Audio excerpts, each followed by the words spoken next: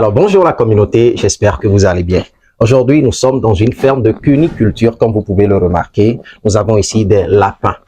Dans cette interview, le cher monsieur, très professionnel dans le domaine, va nous expliquer un peu comment ça se passe dans le domaine de l'élevage de lapins.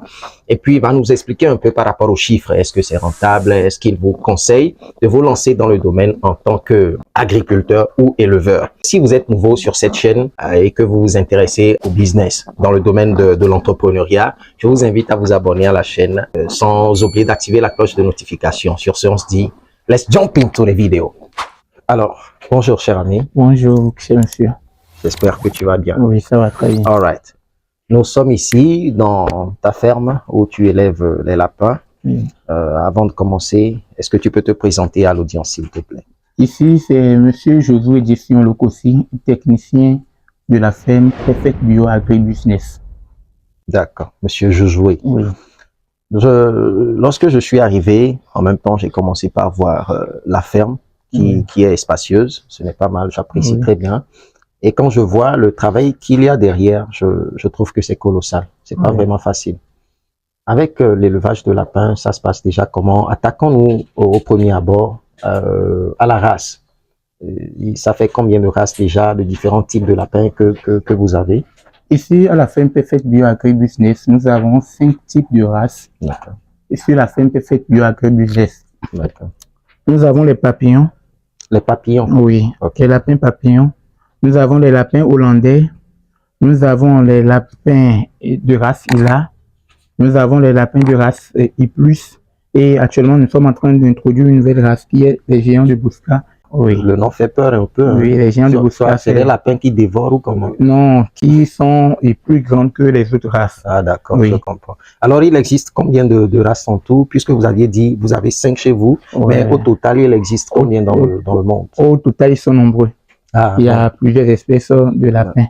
Mais les espèces les plus adaptées souvent en Afrique, c'est dans nos climats, c'est les races que je viens de citer. Ah d'accord, d'accord. Comment ça se fait dans les espèces? C'est créé de quelle façon? Est-ce qu'il faut reproduire tel lapin avec un autre pour pouvoir avoir telle race? Ou bien ça se passe comment? C'est naturel?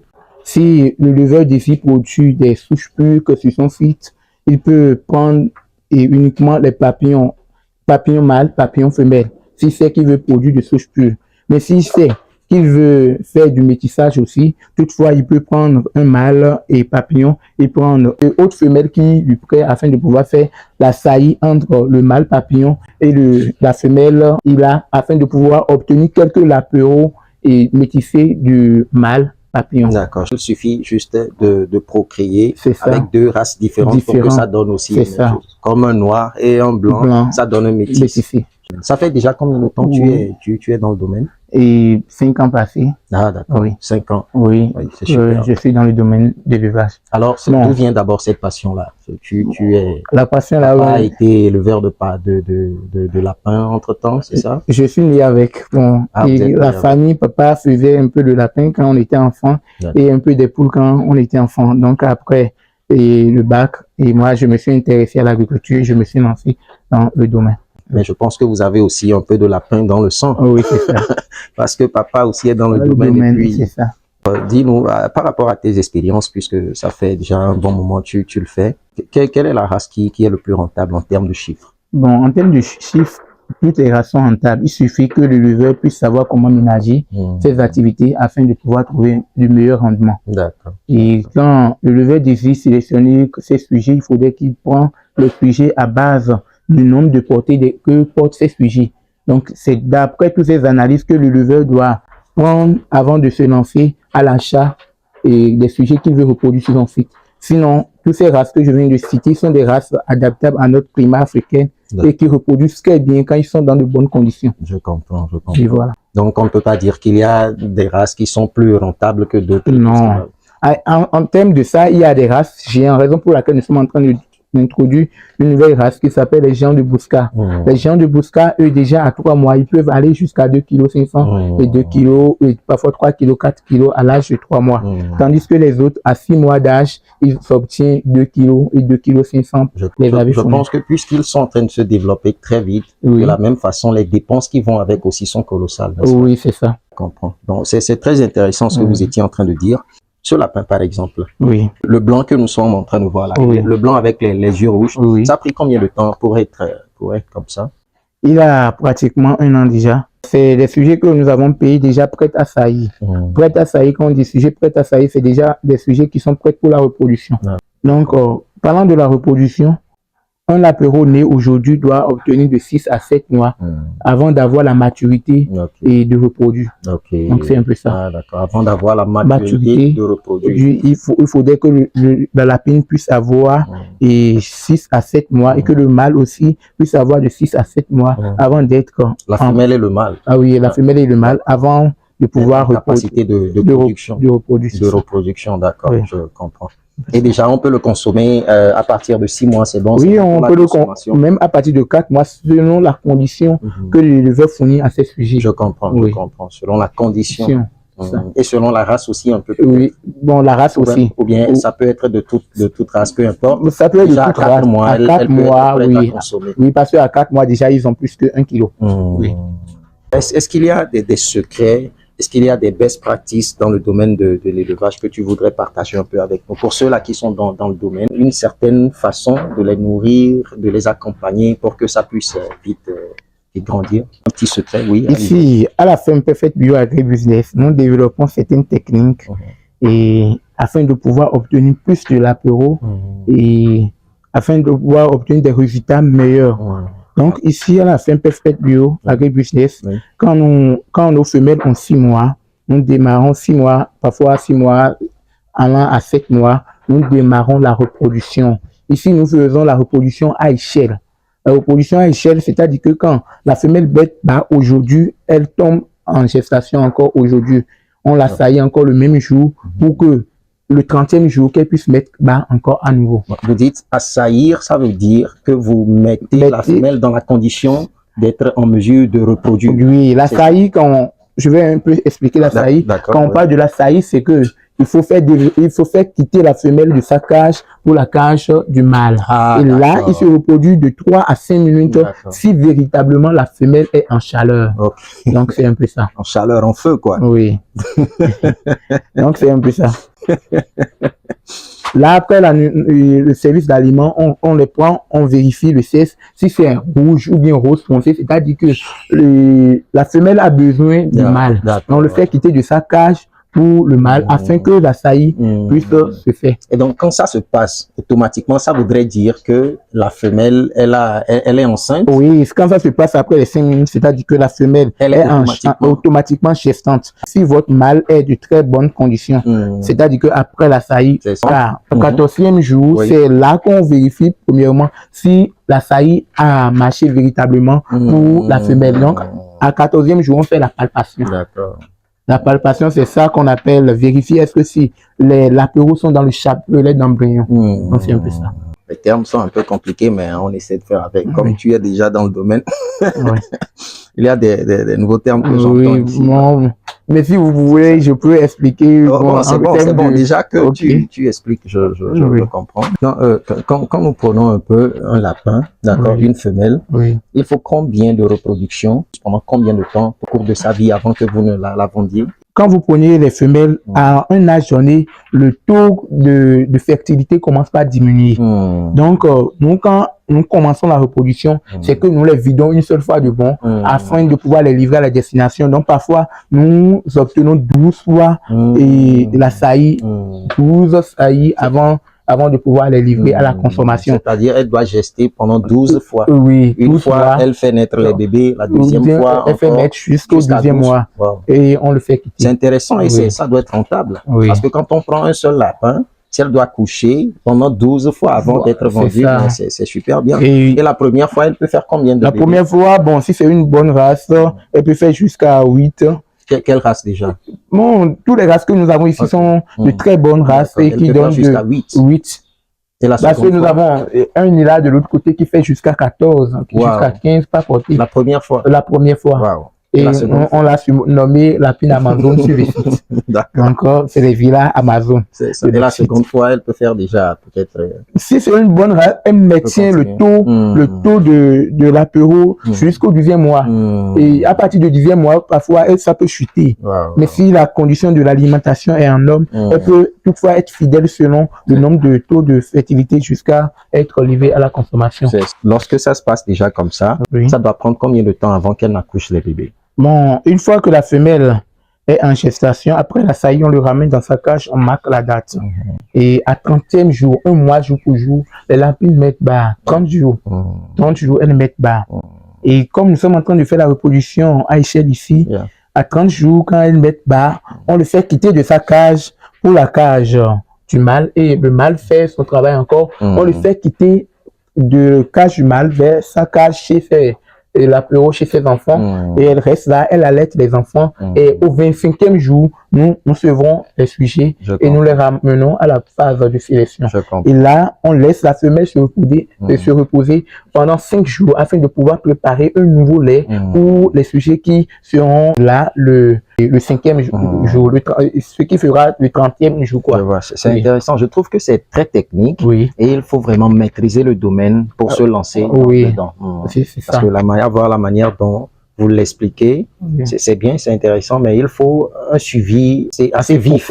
Assez professionnel, afin de pouvoir réussir. Voilà, il faut bien suivre les lapéros, comme vous le dites, afin d'y parvenir. Alors, un secret au niveau de l'alimentation, il y a certaines choses que vous leur donnez pour que ça puisse mieux, je ne sais pas. Bon, ici, pour ceux-là qui sont peut-être aussi dans le domaine. Ici, nous nourrissons nos sujets avec 2 types de proventes et du provente de groupe phytoservice. Provente engraissement, et pour les femelles en reproduction, on les donne des proventes B+.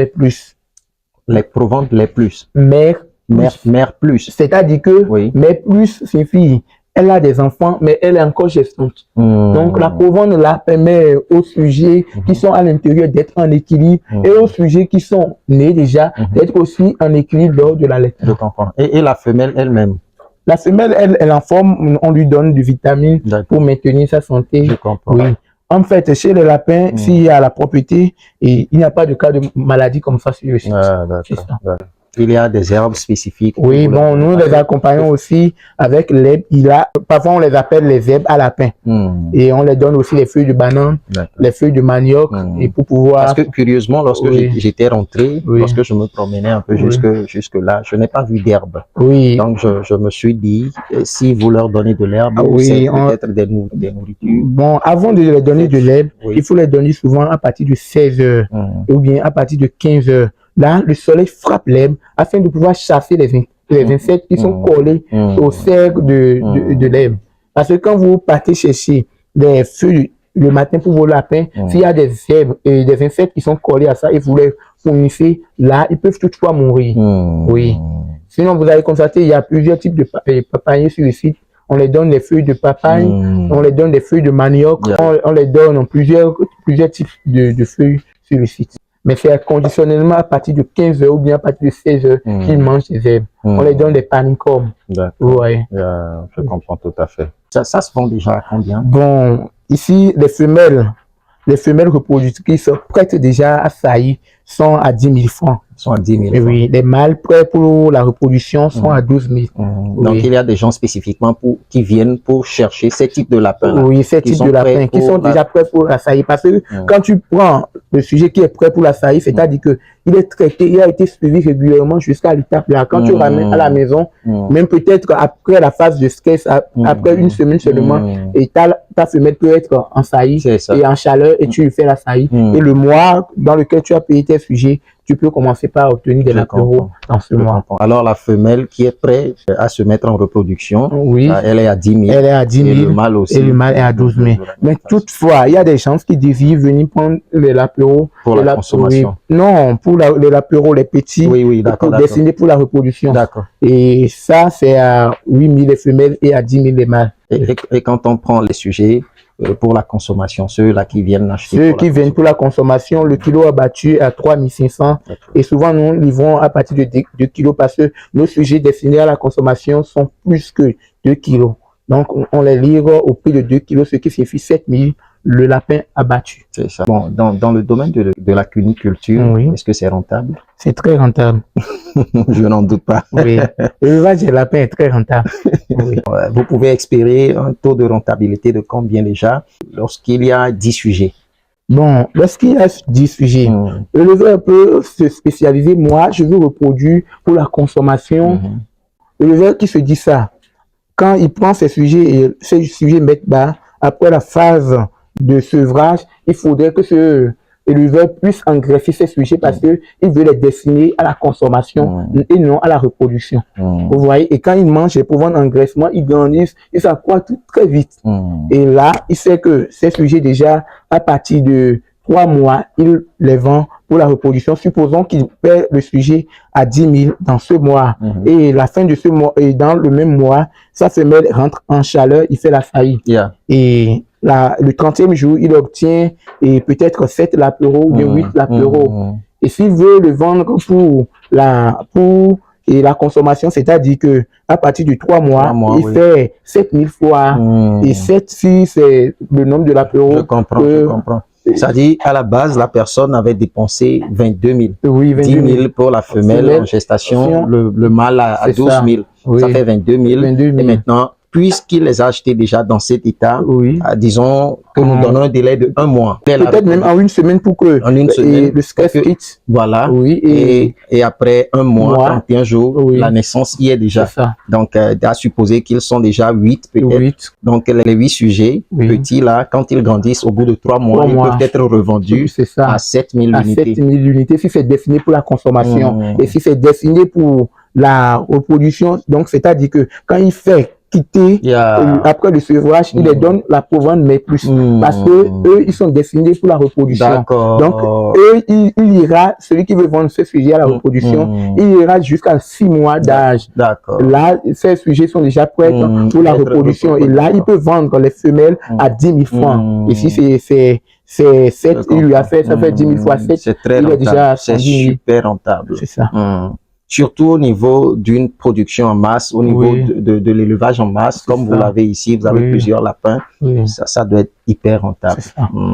Maintenant, est-ce que vous offrez des formations? Oui, nous offrons les formations pour ceux qui sont intéressés. Nous organisons les formations. S'ils sont intéressés, ils s'inscrivent déjà et on fait la formation. Donc, ça dépend de ce qu'ils veulent faire. Parce que sur le site, on fait la aviculture, on fait la cuniculture, on fait la codiculture. S'il veut faire les 3 ensemble, le prix est différent. S'il le fait par unité, le prix aussi est différent. Donc, il faudrait qu'il s'approche de nous pour prendre ces champs de renseignements concernant la formation. Sinon, les formations sont disponibles sur le site. D'accord.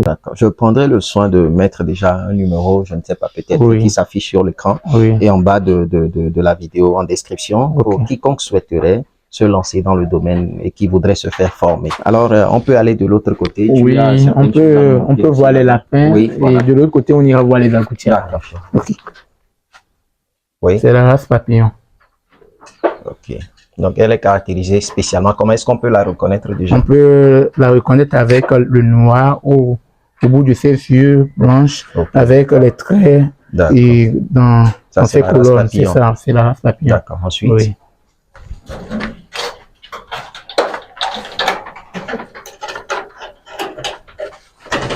C'est les géants de Bousca. Les géants de Bousca, la race dont on parlait tout à l'heure. Les races géants. Juste au bout de 3 mois, ils sont déjà... à 4 kilos, 3 kilos parfois.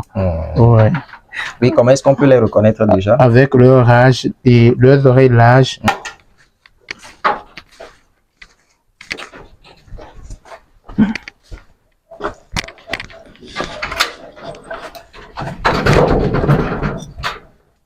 Ça, c'est les villas. Les villas. Ila. Oui, de couleur toute blanche. Toute blanche. Oui. D'accord. Parfois, ils ont les yeux roses et autres. Moi, personnellement, j'aime quand même les lapins tout blancs. Ils sont jolis à voir et puis... Lui, là, il est très gros. Hein. Oui. D'accord.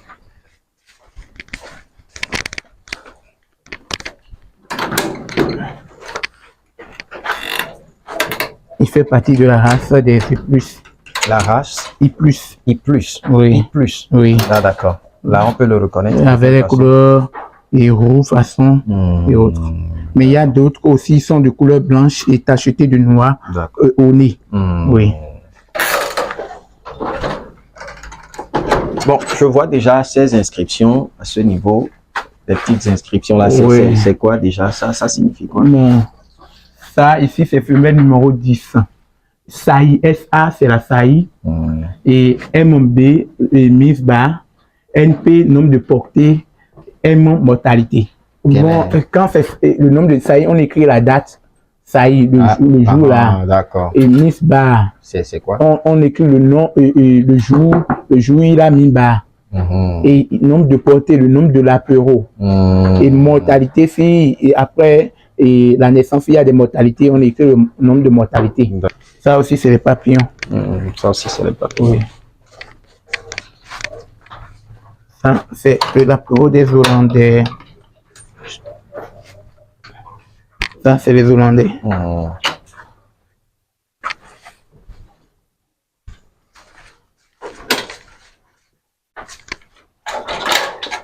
C'est les pauvres. Ok. Ouais, c'est les coquettes. C'est ceux dont ils se nourrissent. Oui. Alors, merci, chers amis, de nous avoir suivis jusqu'à la fin de la vidéo. Bien sûr, je prendrai le soin de mettre là, en description, comme je l'ai dit tout à l'heure, le numéro pour les formations et tout ce qui va avec. Avez-vous aimé la vidéo? L'avez-vous kiffé? Avez-vous appris quelque chose d'intéressant? Si oui, n'hésitez pas à nous lâcher un pouce d'appréciation, sans oublier de vous abonner à la chaîne. Sur ce, on se dit à la prochaine pour une nouvelle vidéo. Ciao!